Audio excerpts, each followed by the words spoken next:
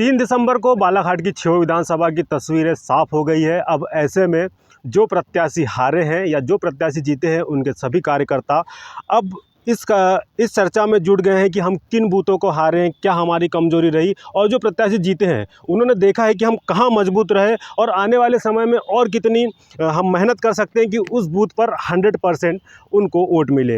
इन सब के बीच हम पत्रकारों से जानना चाहेंगे कि उनका विश्लेषण क्या कहता है। तो हमारे साथ पत्रकारों की एक पैनल जुड़ी हुई है। बालाघाट के जाने माने पत्रकार है, काफ़ी लंबे समय से बालाघाट की राजनीति को करीबी से देखा है, बहुत करीब से कवरेज भी कर रहे हैं। तो मैं सबसे पहले यमलेश बंजारी जी से चर्चा करूंगा और लांजी विधानसभा से शुरुआत में करूंगा कि लांजी विधानसभा में यह काफ़ी ग्राउंड रिपोर्ट कर रहे हैं, इन्होंने जनता के बीच गया है, रुझान जाना है। तो इनसे एक बार मैं इस चर्चा में यह जानने की कोशिश करूंगा और समझने की कोशिश करूंगा कि राजनीति की इन्होंने कितने करीब से इस विधानसभा चुनाव का आपने जो देखा है, कवरेज किया है, आपने वहाँ का विश्लेषण किया है। आपका क्या विश्लेषण निकल के आया, किन बूथों पर किस पार्टी का कब्जा रहा, कहाँ ऐसी कमजोरी हुई कि वहाँ से प्रत्याशी की हीना कांवरे की हार हुई, और रमेश जो राजकुमार कर रहे थे वो नए प्रत्याशी थे, उन्होंने किस तरह से मेहनत की, किस तरह से लोगों में विश्वास जताया, उनके कार्यकर्ताओं की किस तरह की मेहनत थी, थोड़ा सा इसको समझाया। देखिए, लांजी विधानसभा सीट की जहाँ तक बात है तो मैंने बीजीटी मीडिया के माध्यम से भी एक एग्जिट पोल में विश्लेषण किया था और ये सीट कहीं ना कहीं मुझे हीना कांवरे को जाती नज़र आ रही थी। लेकिन जब चुनावी नतीजे आए तो मैंने पहले ही बताया था कि एक हमारा अनुमान था। मैंने रीजन वाइज काफ़ी कोशिश किया था, 3-4 कैटेगरी में इसको डिवाइडेड किया था एक विधानसभा को। तो मुझे ये अनुमान था कि जो 1 नंबर बूथ है कशंगी, वहाँ से लेकर जो किरनापुर तक का बूथ है, यहाँ पर हीना की बढ़त रहेगी 10,000 की। तो अनुमानित वहाँ पर 12 से 13,000 की बढ़त रही। लेकिन जो दूसरा क्षेत्र है भाडरा, वहाँ पर राजकुमार की बढ़त संभवतः मैंने जताया था। लाडली बहना का अंडर करंट जोड़कर मैंने ये बताया था कि यहाँ पर लगभग 4,000 की बढ़त भाडरा रीजन में हो सकती है, लेकिन 4,000 की बढ़त वहाँ पर नहीं मिली उसे, वहाँ पर केवल 2,000 की बढ़त मिली।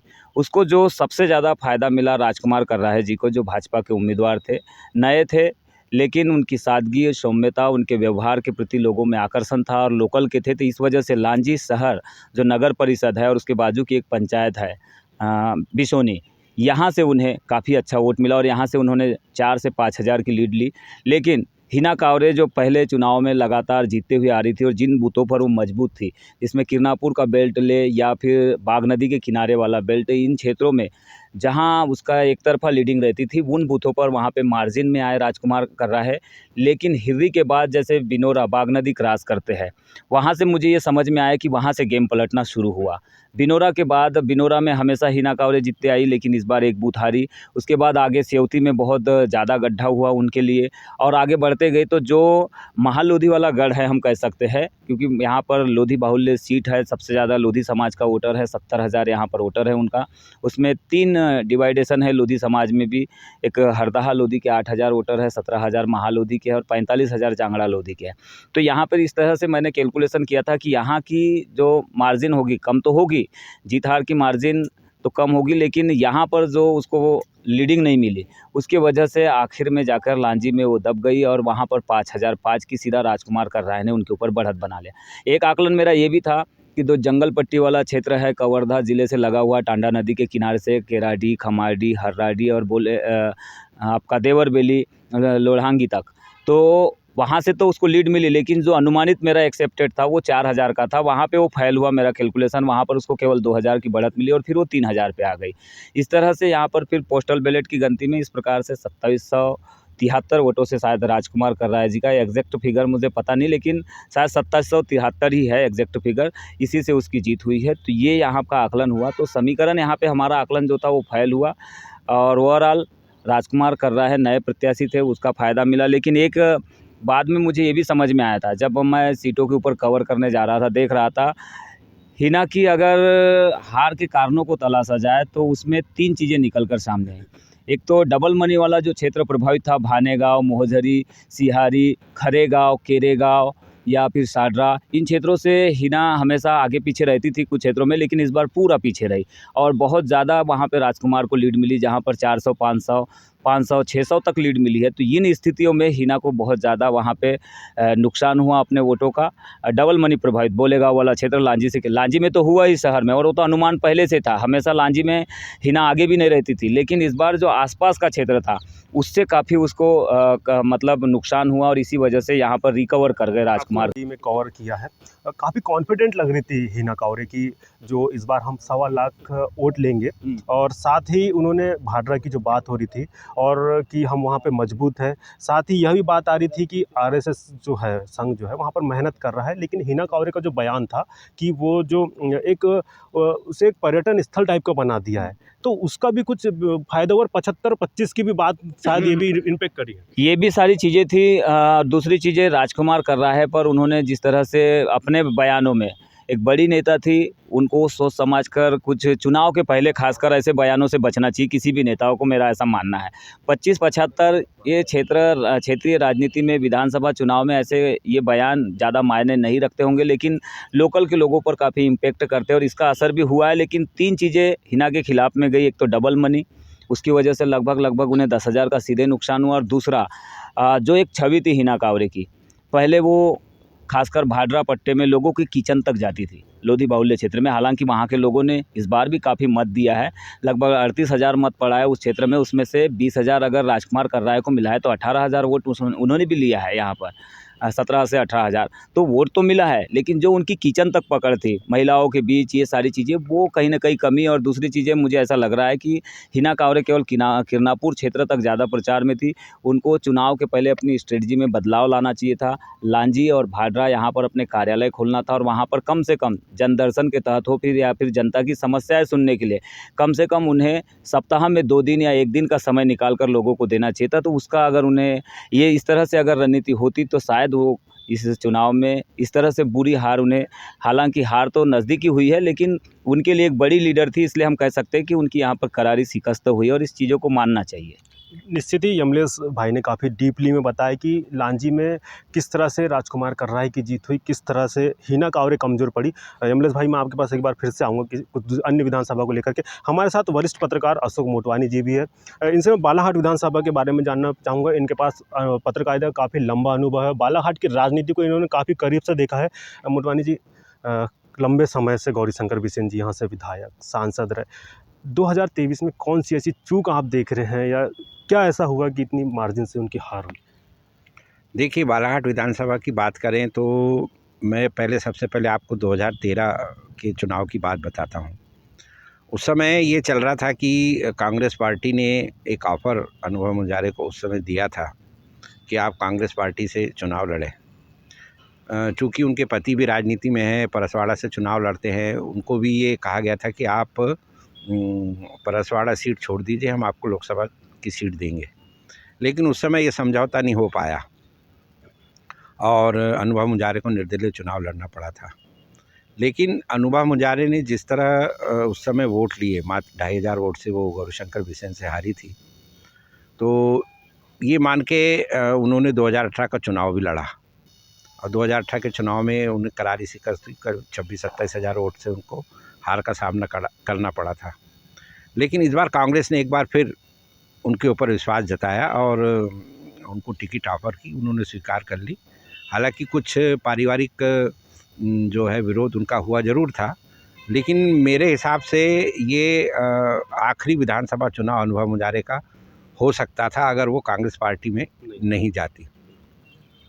तो एक जीत का बड़ा कारण अनुभव मुजारे का ये भी है कि एक सिंबल उनको मिला, जो कांग्रेस के परंपरागत वोट है, जो पंजा निशान को देखकर बटन दबाते हैं, वो वोट तो उनके तरफ गया ही गया। दूसरा, अगर हम बात करें गौरीशंकर बिसेन के हारने की, तो एक सबसे बड़ा फैक्टर क्या हुआ था कि जब पार्टी ने मौसम बिसेन की टिकट डिक्लेयर की, तो निश्चित ही काफ़ी चर्चा उस विषय के लिए। तो उस समय ये पार्टी को 2 दिन में ही सर्वे में पता चला कि मौसम बिसेन जो है वो टिक नहीं पाएंगे। तो आनन फानन में उनकी टिकट बदली गई, एबी फॉर्म गौरीशंकर बिसेन के नाम से आया और वो अधिकृत प्रत्याशी बने। लेकिन एक जो लोगों के मन में बात चल रही थी काफ़ी समय से कि जो बार बार है वही चेहरा बालाघाट विधानसभा में रिपीट हो रहा है और एक परिवारवाद जैसा माहौल यहाँ पर दिख रहा है, तो लोगों के मन में थोड़ा सा वो था, अपना बदलाव का एक वो था माहौल। और अनुभव मुजारे के चुनाव मैदान में आने से वो माहौल और बढ़ गया। लोगों ने सोचा कि नहीं, इस बार जो है परिवर्तन करके देखते हैं। और अनुभव मुंजारे की हम बात करें, वो 3 बार नगर पालिका की अध्यक्ष रही हैं। उनका कार्यकाल तीनों बड़े सफल रहे हैं। आपको याद होगा जिस समय वो नगर पालिका अध्यक्ष थी, 2.5 साल के बाद एक खाली कुर्सी, भरी कुर्सी उस समय चलती थी। तो उसमें अनुभव मुंजारे के खिलाफ पार्षदों ने अविश्वास प्रस्ताव लाकर और खाली कुर्सी, भरी कुर्सी का माहौल बनाया था। और अनुभव मुंजारे को हटाने के लिए आप विश्वास नहीं करेंगे, कांग्रेस और बीजेपी वाले एक हो गए थे।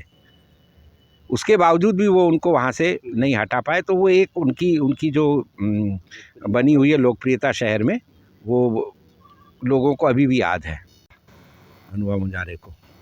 तो गौरीशंकर बिसेन की नाराज़गी लोगों के मन में इस बात को लेकर भी थी कि 7 बार के विधायक रहे, 2 बार सांसद रहे, लेकिन बालाघाट के लिए उन्होंने ऐसा कोई उल्लेखनीय कार्य नहीं किया कि जनता उसको काफ़ी समय तक याद रख सके। अब इन चुनाव के पहले आप वो रेलवे ओवर ब्रिज का काम शुरू कराते हैं, मुख्यमंत्री के हाथों मेडिकल कॉलेज, लॉ कॉलेज का भूमि पूजन कराते हैं, तो जनता को भी थोड़ा सा लगता है कि नहीं, ये सब लालीपाप है जो चुनाव के पहले दिए जाते हैं। तो लोगों में नाराज़गी थी, उसका परिणाम जो है गौरीशंकर बिसेन को भुगतना पड़ा। यहाँ पर देखा जा रहा था कि त्रिकोणीय मुकाबले की बहुत बात आती बालाघाट विधानसभा में। जब त्रिकोणीय मुकाबला हुआ, भाजपा को फ़ायदा मिला। इस बार त्रिकोणीय मुकाबले जैसी कोई बातें सामने नहीं आई, तो इसका भी शायद फ़ायदा मिला। और दूसरा एक सवाल मेरा ये था, लाडली बहनों को लेकर के शिवराज सिंह जो मुख्य प्रदेश के मुखिया, लगातार बोलते आते हैं कि लाडली बहनें ही मेरी राह का कांटा निकालेंगे। तो क्या गौरीशंकर बिसेन की राह जो जीत की राह है, वो कांटा नहीं निकाल पाई कि यहाँ की बहनें, या फिर बहनों ने ही बहन पर अपना विश्वास जताया? नहीं, निश्चित रूप से लाडली बहना का फ़ायदा तो पार्टी को मिला है, गौरीशंकर बिसेन को उसका वोट भी मिला है। महिलाओं ने काफ़ी बढ़ चढ़कर जो है भाजपा के पक्ष में वोट किया है, ये बात तो स्वीकार्य है। लेकिन माहौल जो है जिस तरह से शुरू से बन गया था, जैसी चुनाव प्रक्रिया शुरू हुई, अधिकृत प्रत्याशी घोषित हुए, तो एक माहौल सा शहर में बन गया था कि नहीं, इस बार हमें परिवर्तन चाहिए। और वो परिणाम आपके सामने है। तो निश्चित ही अशोक मोटवानी जी थे। इन्होंने बालाघाट विधानसभा का काफ़ी सटीक विश्लेषण बताया। हमारे साथ एक और सीनियर पत्रकार शौकत बिसानी जी भी है। हम इनसे बैहर विधानसभा के बारे में जानेंगे, क्योंकि बैहर विधानसभा आखिरी तक काफ़ी चर्चा, मतगणना के दिन काफ़ी देखा गया कि जो चुनाव के जो परिणाम थे काफ़ी नज़दीक चल रहे थे। कभी ऐसा लग रहा था कि भाजपा प्रत्याशी जीतेंगे, कभी ऐसा लग रहा था कि कांग्रेस प्रत्याशी जीतेंगे, लेकिन अंत में संजय उइके की जीत हुई। तो हम आपसे समझना चाहेंगे कि क्या ऐसा समीकरण बना, काफ़ी नज़दीक का चुनाव गया, लेकिन शुरू में देखा जा रहा था 2 महीने पहले चुनाव के या मतगणना के, कि संजय उइके को एक तरफा दिखाया जा रहा था। तो ऐसा क्या हुआ कि एकदम से चुनाव इतना नज़दीक चले गए? देखिए, एक तो आप पहले बैहर की परिस्थिति को लेकर समझेंगे। एक तो आरक्षित सीट है, आदिवासी बेल्ट है, और यहाँ पर भाजपा और कांग्रेस का जो राजनीतिक परिदृश्य जो जाता है, और टिकट को वितरण को लेकर 2 परिवार के बीच है, एक उइके परिवार और एक नेताम परिवार। लोगों के पास विकल्प सिर्फ नेताम परिवार या उइके परिवार है। तो उन्हें ऐसा लगता है कि हम अगर मतलब विधायकी कार्यकाल को अगर पीछे जाके देखते हैं, तो लगातार आप देखेंगे कि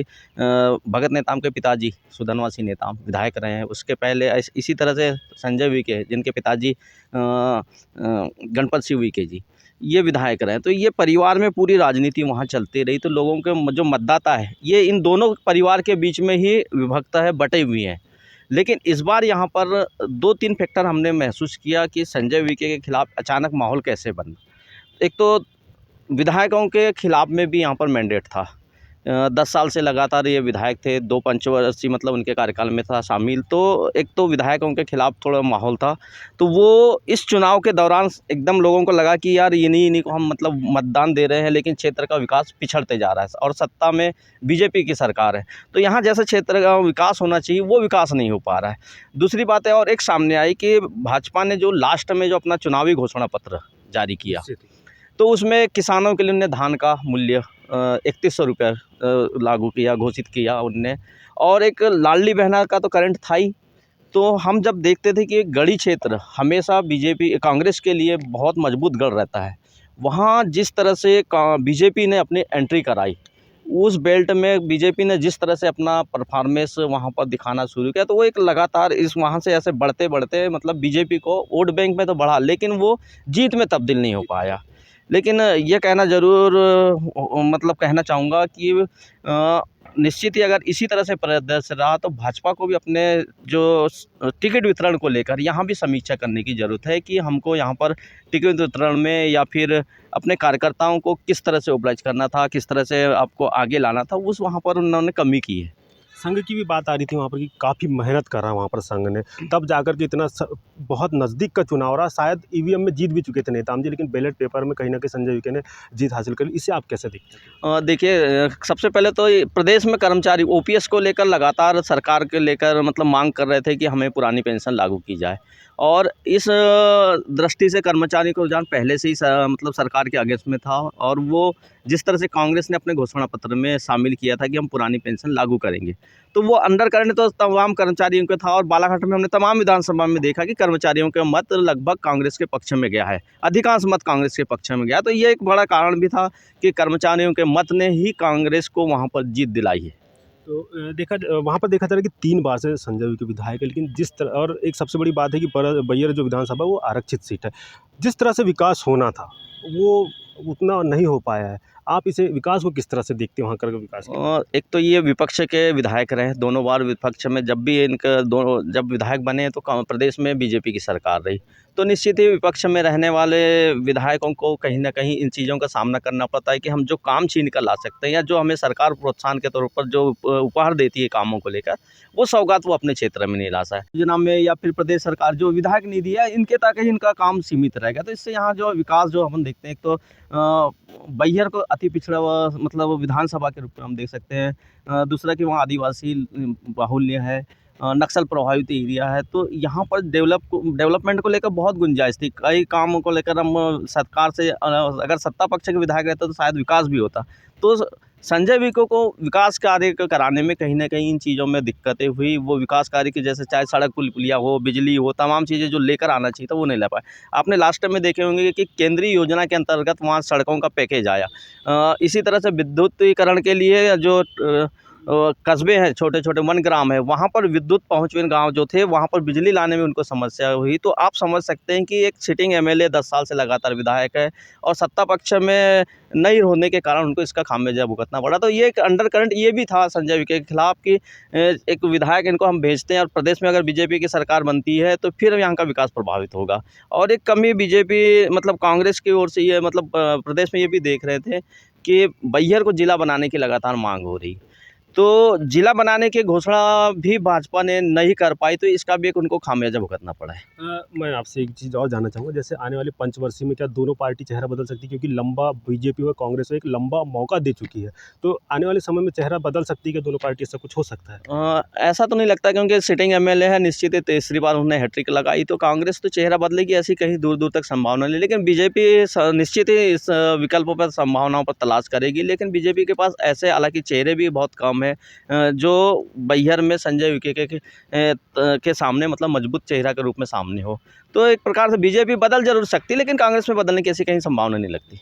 तो निश्चित ही ये थे शौकत बिसाने जी, जिन्होंने बैयर विधानसभा को काफ़ी करीब से बताया कि किस तरह का वहाँ का परिदृश्य था। हमारे साथ रुपेश श्रीवास्तव जी भी हैं, वो काफ़ी वरिष्ठ पत्रकार है, वाराणसी को इन्होंने काफ़ी करीब से कवर किया है। रुपेश जी, मैं ये जानना चाहूँगा कि कांग्रेस ने नए चेहरे को मौका दिया और जनता ने उन्हें विधानसभा तक पहुँचा दिया। देखिए, पूर्व में जो विधायक रहे हैं प्रदीप जायसवाल जी, या आप लोग भी जानते हैं कि पूर्व में ये कांग्रेस से रहे।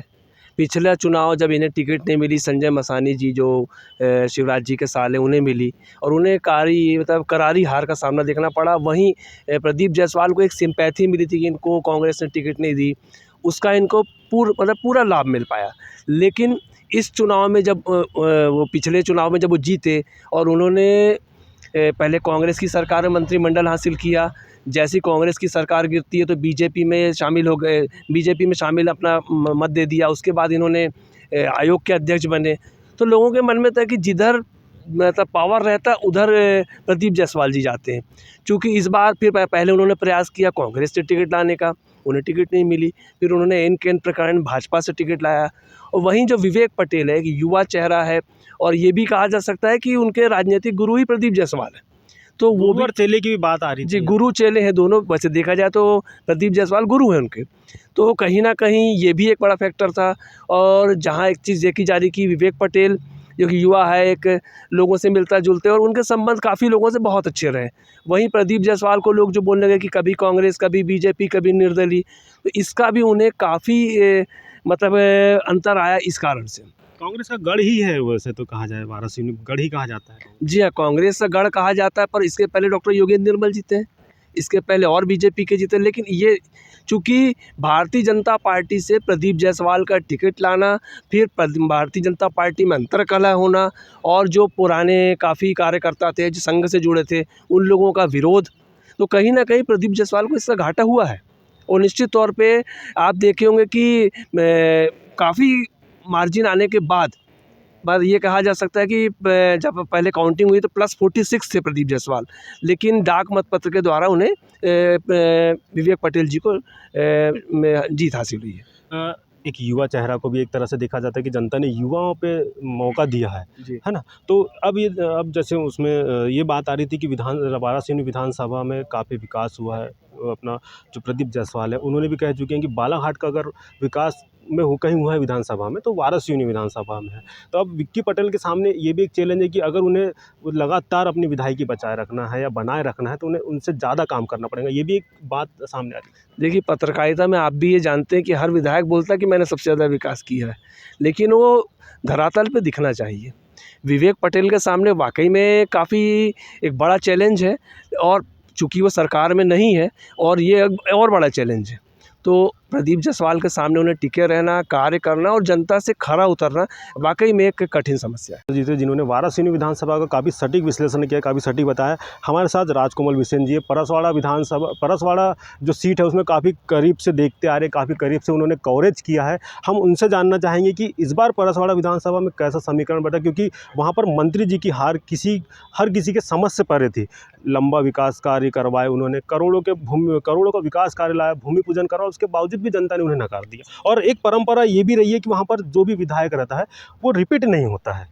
थोड़ा सा आप बताएंगे। नहीं, ऐसा कुछ नहीं है, रिपीट नहीं होता है। ये बात तो तब तक थी जब तक कंकर मुजारे 15 सालों से राज किया जिन्होंने। 15 साल राज करने के बाद जब कंकर मुजारे जी को एक अदने से आदमी ने चुनाव हरा दिया। आप भी जानते हैं कि वो एक ऐसे स्तर से थे जहां वो मजदूरी करते थे और दरबू सिंह उइके जिनका नाम था, उन्होंने उनको हराया। उसको हराने का कारण यही था कि पिछले 15 सालों से सिर्फ एक ही बात कही जा रही थी और वो बातें ये थी कि हर जगह व्यायामशाला होना और ये सारी चीज़ें हो रही थी। और जो समय जैसा बदलता है वैसे लोग बदलते चले गए, लोगों का माइंड बदलता चला गया कि नहीं, ये जो एक पावरफुल जो आदमी कहते थे, जो क्या होता है आदिवासी क्षेत्र होने के नाते क्या होता है कि वहाँ जो लोग हैं सीधे साधे लोगों की ज़रूरतें बहुत कम होती है, उनकी ज़रूरतें कम होती है। तो उनको ये लगता है कि भाई हमारा आज छोटा सा एक काम अगर नहीं हो रहा है ऑफिस में, जैसे देखते होंगे आपके कई पटवारी की शिकायतें आती है, कई पंचायतों में शिकायत आती है कि ये फॉर्म नहीं भरा, वो नहीं हुआ, वहाँ से कुछ नहीं मिला।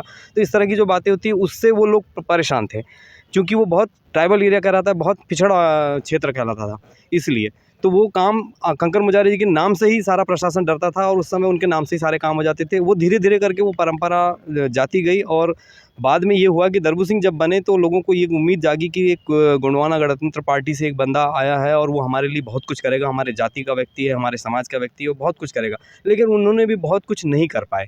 बाद में ये हुआ कि एक ऐसा टाइम आया जब मधु भगत एक समाज सेवा के रूप में वो आए और समाज सेवी होने के नाते उन्होंने शुरू किया।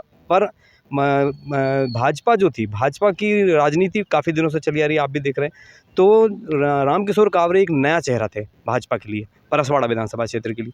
तो उनको जो मौका दिया गया और उन्होंने वो सीट जीती।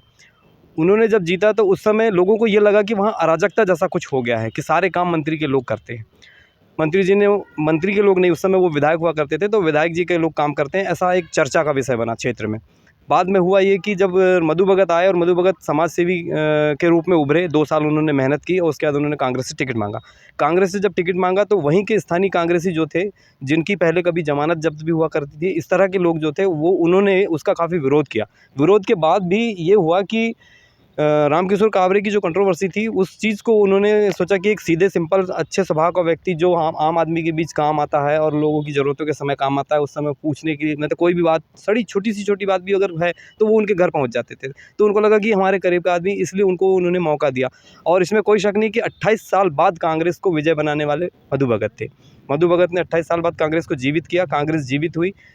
परंतु जो आपने कहा ना रिपीट वाली बात, तो वापस रिपीट फिर से रामकिशोर कावरे हुए। क्यों? क्योंकि रामकिशोर कावरे जिस समय मधु भगत विधायक थे उस समय सरकार भाजपा की थी और रामकिशोर कावरे सक्रिय नेता के रूप में अंदर अंदर काम कर रहे थे। उन्होंने अपनी गलती भी फील की और लोगों को बताया कि भाई मुझसे ये गलती हो गई, ये चूक हो गई, उस चूक को मैं दोबारा नहीं दोहराऊंगा। तो लोग उनको लगा कि नहीं चलो सरकार ऊपर है, हमारे यहाँ मधु भगत जो है वो विरोध में है तो उनका काम नहीं हो पा रहा है, हमारे क्षेत्र का विकास नहीं हो पा रहा है। विकास नहीं होने की वजह से लोगों ने उनका साथ छोड़ दिया और वो वापस फिर से भाजपा की ओर चले गए और रामकिशोर कावरे जी को उन्होंने विधायक बनाया। परंतु फिर से वही परिस्थिति उस विधानसभा में आई कि विधायक भाजपा का और सरकार कांग्रेस की हो गई। सरकार कांग्रेस की होने के कारण फिर लगा लोगों की नहीं अब नुकसान होगा, लेकिन समय बदला, 15 महीने की सरकार गई, उसके बाद में वापस बीजेपी की सरकार जब आई तो इसमें कोई शक नहीं कि रामकिशोर कावरे जी ने कोई ऐसा काम छोड़ा हो। हर वर्ग के लिए उन्होंने काम किया, हर चीज़ के लिए काम किया, इतनी सारी करोड़ों की योजनाएं लाई, उन योजनाओं में कोई शक नहीं। आज मतलब मैं तो ये कहूँगा कि आज़ादी के बाद अगर किसी बंदे ने कोई काम किया और उस क्षेत्र को अगर बढ़ावा देने की कोशिश किया या वो विकास कार्यों की तरफ ले गया तो वो रामकिशोर कावरे थे। लेकिन साथ में उनके साथ ये हुआ कि जैसे बहुत सारे विकास कार्य जो हुए उनमें जैसे मनकुंवर नदी की जैसे हम बात करें तो मनकुंवर वाला जो एरिया था उसमें आपने भी देखा कि लोग बरसात के दिनों में अपने मरीजों को खाट पर ले जाते हुए दिखाया गया। ये सब परिस्थितियाँ आई, वो भी एक लोगों को लगा कि नहीं यार ये इतने बड़े मंत्री होने के बाद भी हमारे लिए ये सब नहीं कर पाए, एक उनके लिए वो काम आया। दूसरा उनका बड़ा फैक्टर ये हुआ कि जो जितने भी काम आए उसमें आपने एक सुना कि कमलनाथ के लोगों ने ये कहा कि ये तो 50% की कमीशन खोरी चल रही है जिसके कारण ये सब चीज़ हो रहा है। तो उसके बाद लगा कि लोगों को नहीं यार कावरे जी ने इतना बड़ा बंगला बना लिया, इतनी सारी गाड़ियाँ ले ली, फिर इनका कारोबार रेत से जुड़ा हुआ है, तो ये कहीं ना कहीं उनके वो खिलाफ चला गया। अब बात आती है कि जो सरकार की जो योजना थी किसानों के लिए उन्होंने काफ़ी कुछ करने की बात कही, उस पर कमलनाथ जी ने भी कहा कि हम 1500 देंगे, उन्होंने 1250 किया, फिर 17.5, फिर 3000 तक ले जाने की बात की, एक दूसरे की घोषणा। लेकिन लाडली बहना वाला फैक्टर परसवाड़ा विधानसभा क्षेत्र में नहीं चल पाया। क्यों नहीं चल पाया? क्योंकि वहाँ पर जो है वहाँ की जो महिलाएं हैं या वहाँ की जो एक तरह का वहाँ का जो माहौल है वो अधिकांश पलायन की ओर जाता है। काम वहाँ पर नहीं है, फैक्ट्रीज़ नहीं है, किसी प्रकार का कोई ऐसा आवक का सोर्स नहीं है। तो महिलाएं जो अपने घरों में काम करती हैं, छोटे छोटे काम जो करती है, जैसे महुए का काम है, गाँव में जब सीजनेबल जो फसल होती है उसका वो काम करते हैं, तो उन कामों की वजह से वो अपने आप को इस 1000-1200 रुपये में उन्होंने अपने आप को वो नहीं समझा कि सरकार दे भी रही तो कुछ खास नहीं दे रही। इस तरह का उनके माइंड में कुछ आया। हमने जितना घूमा, जितना देखा, उस आधार पर मैं आपको बता रहा हूँ। अब बात आती है वापस फिर से वहीं आ जाते हैं कि एक जो अराजकता का जो माहौल की बात थी, तो कावरे जी के 2 साल जो बीते वो बहुत अच्छे बीते। ऐसा लगा कि यार एक अच्छा मंत्री, एक अच्छा वो, और फिर मंत्री बने। मंत्री बनने के बाद में सत्ता भी उन्हीं की थी। तो मंत्री बनने के बाद उनके आसपास के जो लोग थे, जो उनके सलाहकार थे, उन सलाहकारों की वजह से उनको ये सब हार का सामना करना पड़ा, क्योंकि सलाहकारों ने सलाहकार तो सलाह देते ना कि आप क्षेत्र में इस तरह से काम करिए या जनता से मिलिए, तो फिर सलाहकारों ने कैसे चुनाव हरा दिए? आप कैसे? इसलिए कह रहा हूँ क्योंकि सलाहकारों की जो सलाहकार थे वो सारे बालाघाट से थे, प्रॉपर वहाँ लोकल के लोग कम थे। जो पार्टी के लिए काम कर रहे थे उसमें कुछ पवारवाद था, कुछ सामाजिक बातें थी कि भाई ये आदमी जो है, इसके जो लोग हैं आते हैं, मंत्री के लोग आते हैं, मंत्री के लोग ही सारा काम करते हैं। जैसे काम की बात आप करूँ तो जैसे परसवाड़ा जो बस स्टैंड है, मुख्यालय कैसा होना चाहिए? परसवाड़ा विधानसभा का नाम है तो मुख्यालय बहुत सुंदर होना चाहिए, सटीक होना चाहिए, सारी चीज़ों की व्यवस्थाएं होनी चाहिए। लेकिन ये व्यवस्थाएं कोई भी विधायक नहीं कर पाया। जब मंत्री जी को ये पता चला कि यार बस स्टैंड को अगर कुछ किया जा सकता है, बस स्टैंड ठीक ठाक किया जा सकता है या बस स्टैंड में करने से लोगों को अच्छा होगा, लेकिन वहाँ एक चूक हो गई कि वो परसवाड़ा की जो एजेंसी है, पंचायत का काम था तो पंचायत एजेंसी करनी चाहिए थी, लेकिन उस काम को पास में ही जो खरपड़िया पंचायत है, खरपड़िया पंचायत की जो कार्य एजेंसी वो काम कर रही थी। तो लोगों को लगा कि यार सारा का सारा जो मामला है ये परसवाड़ा, क्योंकि कांग्रेस की सरपंच थी, तो ये भी एक बात थी कि कांग्रेस की सरपंच है, उसको काम नहीं दिया, अपने लोगों को काम दिया। अपने लोगों को काम देने का मतलब ये है कि कमीशन खोरी कहीं ना कहीं बीच में आ जाती है। तो ये जो बातें आ रही थी, इन्हीं बातों की वजह से ये सारा जो एक पुलिंदा होता है ना कि लोगों के मन में जो चीज़ चलती है वो जाकर के वोट बैंक के रूप में तब्दील हुआ। तीसरा फैक्टर ये हुआ कि कंकर मुंजारे से लोगों को काफ़ी उम्मीदें थी, क्योंकि वो हर बार दूसरी नंबर पोजीशन पर रहते थे। हाँ, त्रिकोणी मुकाबला इस बार होगा, और गणित भी यही था कि सारे लोग यही सोच रहे थे कि त्रिकोणी मुकाबला अगर होता है तो ऐसी परिस्थिति में रामकिशोर कावरे जी आराम से चुनाव जीत जाएंगे। लेकिन वैसा नहीं हुआ, कंकर मुजारे का फैक्टर नहीं चला। कंकर मुजारे हर बार जो दूसरी पोजीशन पे रहते थे वो सीधे उनकी ज़मानत जब्त हो गई। जब ज़मानत जब्त हो ना, मतलब वो सारा का सारा जो वोट बैंक था वो कांग्रेस की तरफ चला गया, क्योंकि कांग्रेस का एक मतलब त्रिकोणी मुकाबला नहीं होने से वहाँ पर ही परसवाड़ा में भी यही बात सामने आई कि कांग्रेस को फ़ायदा मिल गया। बिल्कुल, त्रिकोणी मुकाबला अगर होता अगर कंकर मुंजारे जी 47,000 जो उनका था, 47,000 को अगर पार कर जाते या 40,000 भी पार कर जाते तो मधु भगत के लिए जीतना बहुत मुश्किल था। लेकिन जनता ने अपना मत दिया, जनता ने एक सीधे सरल स्वभाव के व्यक्ति को चुना और सरल स्वभाव होने की वजह से ही मधु भगत इस चुनाव को फाइट कर पाए हैं। लेकिन अब बात आती है कि अब आगे का जो विकास है वो होगा या नहीं होगा। हाँ, ये इसको लेकर के मैं एक चीज़ बड़ा अच्छा आपने सवाल कर दिया, मेरा सवाल था ये, आपने सवाल कर दिया। अब तो सरकार बीजेपी की है, विधायक मधु भगत है, अब क्षेत्र का विकास कैसे होगा? क्योंकि मंत्री जी ने जो है इसमें नो डाउट कि करोड़ों के काम लाए हैं और काम होते भी अगर वो विधायक होते, हो सकता है क्योंकि प्रदेश में उनकी सरकार है तो फंड बिल्कुल आएगा। तो इसमें क्या मधु भगत काम करवा पाएंगे या नहीं करवा पाएंगे, ये भी एक बड़ा संशय। तो लोगों के बीच में क्या चर्चा है, आपने जाना, लोगों के बीच जाते हैं वहाँ पर परसाड़ विधानसभा में, उनका क्या कहना है? मैं उस पर बाद में आता हूँ, पहले मैं आपको एक चीज़ और बताना चाह रहा हूँ कि एक कार्यक्रम आयोजित किया गया था परसवाड़ा में, बहुत बड़ा कार्यक्रम आयोजित हुआ था बागेश्वर धाम का, धीरेन्द्र शास्त्री का, है ना। तो उस कार्यक्रम से आपने सुना कि सहस्त्रबाहु अलग विरोध कर रहा है, उनके खिलाफ कुछ कंट्रोवर्सी हुई। उसके बाद में बात आई कि गोंडवाना की जो ज़मीन थी भादोकोटा में, जहाँ पर उनका देव स्थल है, उनका ऐसा कहना था कि भाई इस देव स्थल से आप 1-2 किलोमीटर की दूरी पर आप अपने कार्यक्रम को आयोजित करें, हमें उससे कोई प्रॉब्लम नहीं है। लेकिन वहाँ पर मंत्री जी का रसूख कहें या पार्टी का बड़ा अपना ओहदा कहें, उसको लेकर के उन्होंने ज़बरदस्ती उस कार्यक्रम को उस जगह कराया जहाँ आदिवासी उसको नहीं चाहते थे। आदिवासी यही चाहते थे कि भाई हमारे देव का कोई अगर इस तरह से अपमान करेगा तो उसको हम सहन नहीं करेंगे। तो ये भी एक उनके खिलाफ गया। और गरगू वीके जी जो थे वहाँ के पूर्व विधायक, उन्होंने भी चर्चा में ये मुद्दा उठाया था, एक खरपड़िया पंचायत, एक मनकुवर, ये और जो धीरेन्द्र शास्त्री जी वाला, ये भी बड़ा मुद्दा रहा है वहाँ पर। बिल्कुल, धीरेन्द्र शास्त्री का मुद्दा दोनों मंत्रियों के लिए नुकसान कर गया, क्योंकि आपने सुना कि उस समय जब कार्यक्रम आयोजित किया गया था तो उस कार्यक्रम में ये हुआ था कि गौरीशंकर बिसेन जो थे, गौरीशंकर बिसेन ने वहाँ पर खाने की, उनके साथ भी वही हुआ कि धीरेन्द्र शास्त्री के कुछ लोगों ने उनके साथ धक्का मुक्की की, जिसका वीडियो भी वायरल हुआ। उनकी बेटी वहाँ से रोती हुई निकली।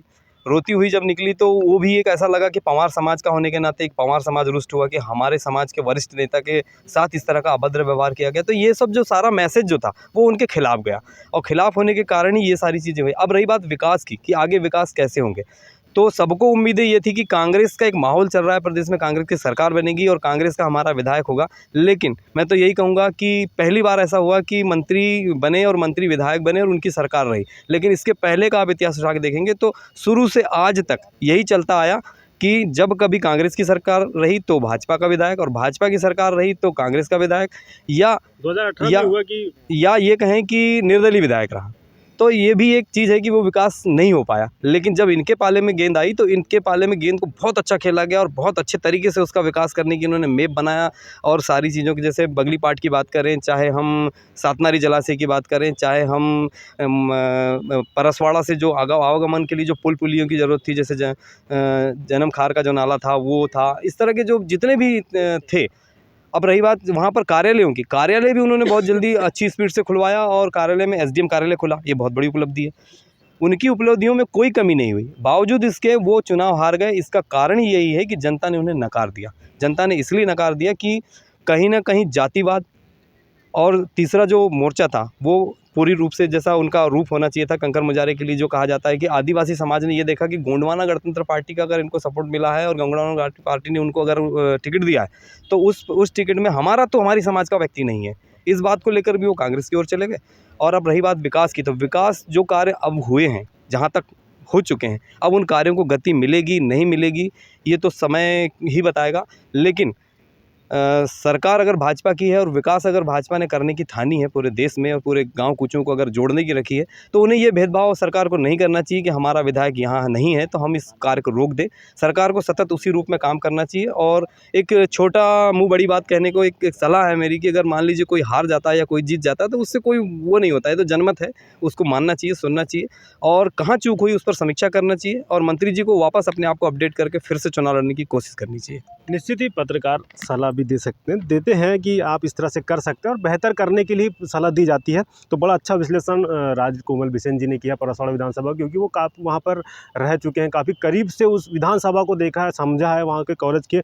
एक अंतिम विधानसभा बची है कटंगी विधानसभा, उसके लिए मैं यमलेश भाई से फिर से चर्चा करूँगा। यमलेश भाई, कटंगी को लेकर के आप अपना विश्लेषण बताएं मेरे, क्योंकि वहाँ पर भी एक युवा चेहरे को मौका मिला। कटंगी विधानसभा 113 में जो परिणाम आए हैं वो तो शुरुआत से ही 7 महीने पहले से ही ऐसा माना जा रहा था कि बीजेपी के लिए प्लस में रहेंगे। वो इसलिए क्योंकि वहाँ पर जो सिटिंग एमएलए थे टामलाल सहारे जी कांग्रेस के।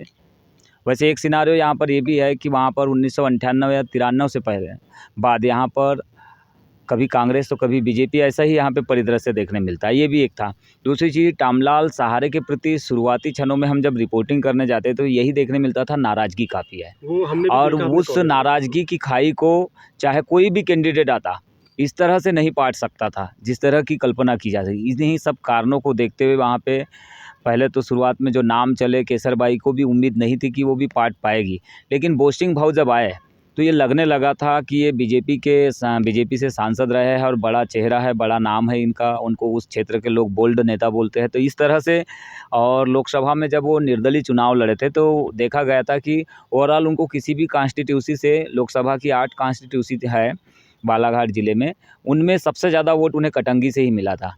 तो इस आधार पर ऐसा लगने लगा था कि ये फाइट करेंगे और बहुत चुनाव के करीब में आए। लेकिन प्लस पॉइंट बीजेपी के लिए ये हुआ कि बीजेपी के जो उम्मीदवार थे गौरव पारधी, जिन्होंने चुनाव जीता, विधायक निर्वाचित हुए, वो वहाँ पर 5 साल से डेरा जमाए थे। उन्होंने अपना कार्यालय खोला था।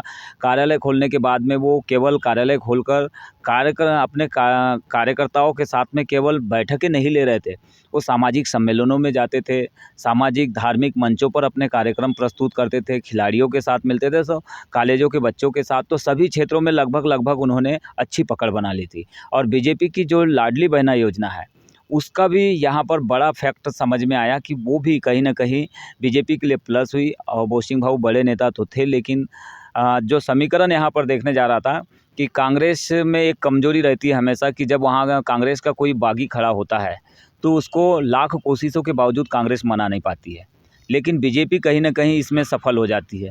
उदाहरण के तौर पर पूर्व एमएलए जो कि बड़ी ताकत रखते हैं वो मान गए, लेकिन कांग्रेस की एक जिला पंचायत की सदस्य वो नहीं मान पाई, और नहीं मानने के कारण भी एक बड़ा सिनारियो चेंज हुआ। हालांकि वो काफ़ी कम वोट ले पाई इस सीट पर, 7,000 के आसपास उन्होंने वोट लिए, 7,000 से अधिक लिए है। लेकिन इसके बावजूद वहाँ पे जितना भी वोट जो 3 कैंडिडेटों में बटा, चाहे प्रशांत भाऊ मेश्राम हो, चाहे आपका केसर बिसेन हो या फिर बसपा वाला हो, ये वोट कहीं न कहीं कांग्रेस को कम करता है। तो इसी वजह से कांग्रेस वहाँ पे कमज़ोर हुई। हालांकि बोसिंग भाऊ ने फिर भी बहुत अच्छी फाइट दी है, 64,000 के आसपास शायद उन्होंने वोट लिया है, और गौरव पारधी तो लगभग 22,000 वोटों से जीते हैं। तो ये तो सब सारी चीज़ें समझ में आ, लेकिन वहाँ पे बड़ा जो फैक्ट यही काम कर गया कि गौरव पारधी लंबे समय से काम कर रहे थे, उनके पक्ष में माहौल था। दूसरी चीज़, जो टामलाल सहारे थे उनके खिलाफ़ बहुत ज़्यादा नेगेटिविटी थी, और इतनी ज़्यादा नेगेटिविटी थी कि इस बार वो अगर चुनाव लड़ते तो शायद अपनी ज़मानत भी नहीं बचा पाते, इस तरह की नेगेटिविटी थी।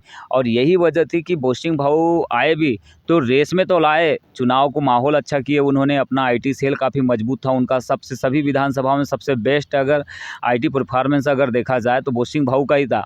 उन्होंने काफ़ी मेहनत किए, लेकिन इन सब के बावजूद उनके फेवर में ये चुनाव नहीं जाने के कारण ये है कि गौरव पारधी पहले से ही लगातार वहाँ पर काम कर रहे थे 5 साल से, लोगों के बीच अच्छी पकड़ थी, और ये सारी चीज़ें बीजेपी की कुछ योजनाएं, घोषणाएं, उसका लाभ उन्हें मिल गया, और यही वजह से वो यहाँ पर एक तरफा लीडिंग हम कह सकते हैं। 20,000 से अधिक वोट लेना बोले तो एक तरफा ही जीत है, तो उन्होंने एक तरफा यहाँ पर जीत हासिल की। यहाँ पर कांग्रेस को अब ये आकलन करने की मैं सजेशन नहीं दे रहा हूँ, वो तो कांग्रेस का अंदरूनी मामला है, वो अपने पार्टी संगठन का मसला है, उन्हें क्या करना है क्या नहीं करना वो डिसाइड करेंगे। लेकिन एक पत्रकार होने के नाते मुझे यहाँ पर एक चीज़ ये देखने मिली कि कांग्रेस को अपनी कमियों को ढूंढकर या जहाँ जहाँ उन्हें हार मिली है उसकी समीक्षा कर पुनः विश्वास मत के लिए तैयारी करना पड़ेगा, क्योंकि अब जो चेहरा है उनके सामने वो युवा चेहरा है, पढ़ा लिखा चेहरा है, उसके प्रति आकर्षण है, उसके प्रति लोगों में अट्रैक्शन है। तो ऐसी स्थिति में ये आने भविष्य के लिए कांग्रेस के लिए काफ़ी मुश्किल हो सकती है ये सीट। हालांकि यहाँ पर अल्टी पल्टी वाला ज़रूर रहा है, लेकिन अब जो चेहरा आया है वो कहीं ना कहीं बीजेपी को यहाँ से काफ़ी अच्छा एडवांटेज दे सकता है, ये उम्मीदें बनी हुई है। तो देखना अब ओवरऑल यही होगा कि विधायक निर्वाचित हो गए हैं, सरकार बीजेपी की बन गई है, तो वो किस तरह से इस क्षेत्र में काम करते हैं, जो उन्होंने वादे किए हैं या उन्होंने व्यक्तिगत कुछ पॉलिसियों को भी जनता के बीच रखा था। सरकार की जो योजनाएं थी क्रियान्वयन करने का तो जिम्मेदारी तो प्रशासन पर रहेगी, उसके साथ विधायकों पर तो रहेगी ही, लेकिन उन्होंने व्यक्तिगत तौर पर भी लोगों से कुछ अलग से वादे किए थे, जिसमें सिंचाई क्षेत्र से जुड़े हुए वादे थे, पठार क्षेत्र से जुड़े हुए वादे थे। अब वो इन वादों पर खरा कितना उतरेंगे वो तो समय बताएगा, लेकिन उनके प्रति लोगों में जो अट्रैक्शन था, जो उनके स्वभाव को लेकर, उनके कार्यों को लेकर, तो उम्मीद जनता ने काफ़ी उन पर जताई है और जनता ने इसी उम्मीदों के सहारे चुनाव से पहले ही उनको यहाँ से जीतते हुए दिखाया था और नतीजे लगभग उसी तरह से आए हैं। और हमने भी यही आकलन किया था कि सीट के ऊपर में कि जो बाकी के 3 कैंडिडेट हैं, अगर ये 20,000 से अधिक वोट लेते हैं तो ये मान के चलिए कि यहाँ पर बीजेपी का कैंडिडेट श्योर चुनाव जीतेगा। और ऐसा हुआ, 22,000 से अधिक इन 3 कैंडिडेटों ने मत लिए हैं। यहाँ पर प्रशांत मेश्राम ने सबसे सर्वाधिक यहाँ पे प्रभावित किया है। उम्मीद कर रहे थे लोग कि वो कम से कम 16-20 तक भी जा सकता है, लेकिन ऐसा नहीं हुआ। जो नेशनल पार्टियां रहती है उनके प्रति पहले से ही मूड बन जाता है लोगों का, और इसी वजह से जो दूसरी पार्टियां उनके प्रति, और आम आदमी का प्रभाव नहीं था, लेकिन प्रशांत मेश्राम की वजह से और वहाँ पर जो पंजाब के मुख्यमंत्री आए उनके प्रति आकर्षण को देखते हुए उनका जो एक रोड शो हुआ उसकी वजह से प्रशांत मेश्राम का वोट वहाँ पर 3 से 4 हज़ार प्लस हुआ है, नहीं तो वो 7 और 8 के बीच में रह सकते थे। तो इस तरह का सिनारियो यहाँ पर बना है।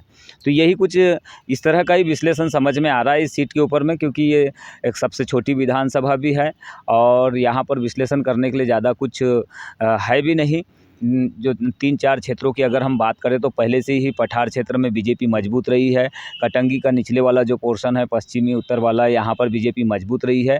खैरलांजी को इस बार, खैरलांजी रीजन की जो 30 पंचायतें उसको बड़ा माना जा रहा था, उन बूथों से बोसिंग भाऊ बड़ी लीड लेंगे ऐसा अनुमान था, लेकिन नहीं ले पाए। लगभग बराबरी में चले और वो वहाँ से चुनाव जीतना संभव भी नहीं था उनके लिए, क्योंकि एक रीजन से चुनाव, आप 3-4 रीजन में बीजेपी का फैक्टर, एक रीजन में आपका फैक्टर है, तो ऐसी स्थिति में कभी भी चुनाव नहीं, सभी जातीय सभी रीजन से वोट मिलता है तभी कोई भी उम्मीदवार अच्छी बम्पर लीड से चुनाव जीतता है। केवल एक जाति समाज इसके मिथक में अगर कोई भी उम्मीदवार रहता है तो वहाँ पे उस कैंडिडेट को हमेशा से ही नुकसान उठाना पड़ता है। कि जो भी विधानसभा प्रत्याशी होता है उसको अपनी कॉन्स्टिट्यूंसी के हिसाब से तैयारी करनी पड़ती है, कॉन्स्टिट्यूंसी वाइज सारा, बूथ वाइज सारी चीज़ें। इसमें भी संगठन लेवल पर भी बीजेपी काफ़ी आगे थी।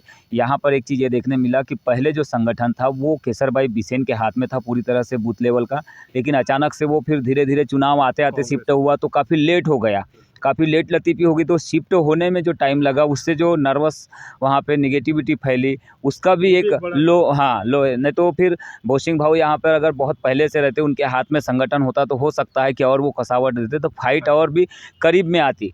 हालांकि यहाँ पे जीतने की संभावना ज़्यादा बीजेपी की ही दिख रही थी, पर फाइट को और भी वो आगे ले जा सकते थे। 20,000 की जो लीड है, 22,000 की जो लीड है वो लीड नहीं मिलती, लेकिन संगठन का बहुत बड़ा रोल रहता है चुनाव में। और संगठन के साथ जहां आम जनता ठान लेती है अपने प्रत्याशी के प्रति, तो वो माहौल पहले से बीजेपी के फेवर में दिखाई दे रहा था। यही कारण था कि बीजेपी ने यहाँ पर बम्पर वोटों से और एक अच्छी और शानदार जीत दर्ज की है। निश्चित ही बालाघाट विधानसभा की सबसे छोटी कटंगी विधानसभा है, लेकिन वह खूब चर्चाओं में रही, इसलिए हम चर्चा भी 2 जो जाने माने पत्रकारों से करेंगे। पहले तो अमलेश भाई को आपने सुना, शौकत बिसानी जी भी है, हम उनसे भी कटंगी को लेकर के उनका विश्लेषण क्या कहता है मैं आपसे समझ जाऊँगा, आपका क्या विश्लेषण कहते हैं? देखिए, कटंगी को लेकर जैसे अभी अमलेश भाई ने बताया कि जिस तरह से कांग्रेस ने जो प्रत्याशी घोषित करने को लेकर जो डिसीजन किया था, वहाँ उसके बाद जो विरोध के जो सुर सामने आए कि यहाँ केसर बिसेन प्रत्याशी होने चाहिए और यहाँ पर बोत्सी भगत को प्रत्याशी बनाया। जो बीजेपी के पहले पूर्व सांसद थे वो कांग्रेस में शामिल हुए और उनको प्रत्याशी बनाना, एक यहाँ से ही कांग्रेस का जो पीछे जो आने का एक जो कारण था वो रीजनल तौर से एकदम सामने आ गया था कि अब यहाँ पर कांग्रेस मतलब मुकाबले में नहीं रहेगी और बीजेपी का जो भी कैंडिडेट आएगा वो भारी पड़ेगा। और गौरव पारदी जैसे वहाँ पर शुरू से ही तैयारी कर रहे थे और उनको उम्मीद भी थी कि पार्टी मुझे टिकट देगी। वो पिछले चुनाव में वाराणसी से जरूर तैयारी कर रहे थे, उन्हें प्रत्याशी दावा मतलब वहाँ से निर्दलीय चुनाव भी मतलब अपना लड़ने के लिए अपने प्रत्याशी अपना नामांकन भी दाखिल कर दिया था। ऐन समय में सीएम ने उनको मना लिया था। तो गौरव पारदी की तैयारी लगातार वहाँ पर जारी थी और उस मुकाबले में कांग्रेस ने कहीं ना कहीं बड़ी एक चूक की कि हमने 5 साल के अंतराल में जिस तरह से हमको एक वहाँ चेहरा सामने लाना था, वो चेहरा गौरव पारदी के मुकाबले कहीं से भी सामने नहीं आया। और एक तरह से जो कटंगी का एक और बेल्ट वहाँ पर चलता है, मैं तो बालाघाट के संदर्भ में ये भी एक बात कहना चाहूँगा कि पूरे ओवरऑल जो सीटें अगर देखते हैं तो यहाँ पर एक जातिवादी का बड़ा एक फैक्टर है, समाज चाहे अगर वो बालाघाट हो, वाराणसी हो, परसवाड़ा हो या फिर आपका कटंगी। समाज एक जातिवाद का एक फैक्टर है, अगर वो समाज का प्रत्याशी तो वहाँ एक चयन का मापदंड जो सीधे वो समाज के, उनको मालूम है कि हमारा एक समाज है विशेष, इसको हम किस तरह से लेकर चले, किसको आगे हमको बढ़ाना है, तो वो अपने समाज के प्रत्याशी वो डाइवर्ट हो जाते हैं। और कटंगी के बारे में मैं हमेशा एक आकलन करता हूँ कि वहाँ का मतदाता बहुत एक तरह से जागरूक कहूँगा, या वो एक समझदारी का परिचय देते हैं अपने प्रत्याशी के चयन को लेकर। और चयन को मापदंड उनका एक ही होता है, चाहे वो समाज स्तर का हो, तो दो एक समाज में ही उनका प्रत्याशी हमेशा आता रहा है।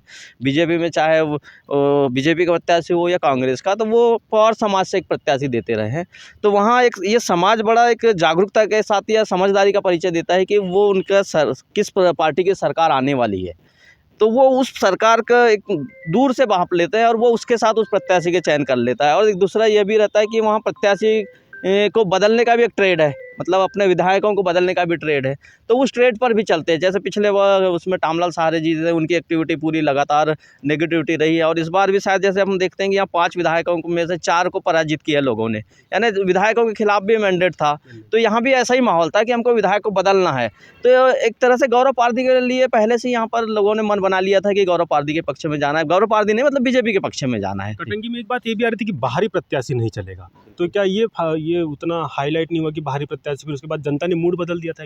नहीं, जब बीजेपी ने तो जैसे गौरव पारधी बाहरी लोग, हम पहले समझ में आ रहा था कि गौरव पारधी को भी बाहरी समझेंगे, लेकिन उसके बाद जब कांग्रेस ने भी वैसे ही प्रत्याशी दी कि एक बाहरी, जैसे उनके लिए तो बाहरी कहला रहा था, तो एक जो दोनों प्रत्याशी जब उनने देखा कि राष्ट्रीय पार्टी के प्रत्याशी इस तरह से आए हैं, तो अब उनके पास कोई विकल्प नहीं बचा था।